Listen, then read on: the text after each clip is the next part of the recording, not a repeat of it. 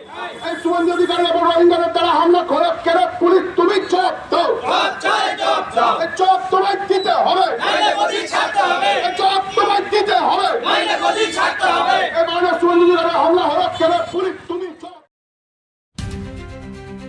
বিরোধী দলনেতা শুভেন্দু অধিকারীর উপর হামলার প্রতিবাদে বিক্ষোভে সরব হল বিজেপি। বুধবার মুর্শিদাবাদের ফারাক্কা ব্লকের নিউ ফারাক্কা জাতীয় সড়কের পাশে বিক্ষোভ প্রদর্শন করে বিজেপি কর্মী সমর্থকেরা। বিক্ষোভ থেকে শাসক দলের বিরুদ্ধে তীব্র ক্ষোভ উগরে দেন বিজেপির নেতারা। অভিযোগ, রাজ্যে বিরোধীদের কণ্ঠরোধ করতেই একের পর এক হামলা চলছে। শুভেন্দু অধিকারীর উপর হামলাও সেই রাজনৈতিক ষড়যন্ত্রেরই অংশ বলেই দাবি বিজেপির।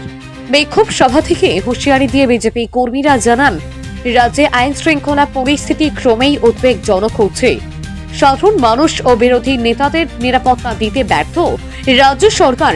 প্রায় 1 ঘন্টা ধরে চলা এই বিক্ষোভ শেষে শান্তিপূর্ণভাবেই কর্মসূচি তুলে নেন বিজেপি কর্মীরা। রাজ্যের গণতন্ত্র আর সুরক্ষা বলে কিছু নেই, কারণ এই রাজ্যে দিদির নৈরাজ্য, এই চটিচাটা পুলিশ বিরোধী দলনেতাকে সুরক্ষা দিতে পারে না। এদিকে অনুব্রত মণ্ডল তাদের মা বোন এক করে দিচ্ছে, তা কিছু করার ক্ষমতা নেই। কিন্তু এই রোহিঙ্গাদেরকে তাদের ছাড়া ক্ষমতা নেই। অপদার্থ পুলিশকে দিয়ে, অপদার্থ সরকারকে দিয়ে কোনো কিছুই হবে না। এটা মানে আরও একবার প্রমাণিত হলো, যেখানে একটা বিরোধী দলনেতা সুরক্ষিত নেই, সাধারণ মানুষ কোথা থেকে সুরক্ষা পাবে? পুলিশের কার্য কি? মানুষকে সুরক্ষা দিতে পারে না, তাদের উর্দিটা খুলে ফেলে দিক, আর তৃণমূলের ঝান্ডা দিয়ে একটা সেলাই করে একটা উর্দি বানাক, সেটা পড়ে বেড়াক। বিরোধী দলের নেতা শুভেন্দু অধিকারীকে যে আমাদের অ্যাটাক করা হয়েছে শিলিগুড়িতে বাগডোরের কাছে, সেই প্রতিবাদে আমরা গর্জে, কারণ প্রতিবাদ করা হয়েছে। কারণ দিদি এটা কালকে দিনটা মনে রাখবে, সারাজন বিজেপি সবাই মনে রাখবে। কালকে দিদির ঘন্টা ঘনিয়ে এসছে, কারণ পশ্চিমবঙ্গে 26শে এবার দিদি বিসর্জন হচ্ছে। কারণ পশ্চিমবঙ্গে নেওরাজ্য চলছে, কারণ রোহিঙ্গা দিয়ে চেষ্টা করছে আটকাতে পারবে না। কত রোহিঙ্গা যে বাদ যাবে সেটা ঠিক নাই।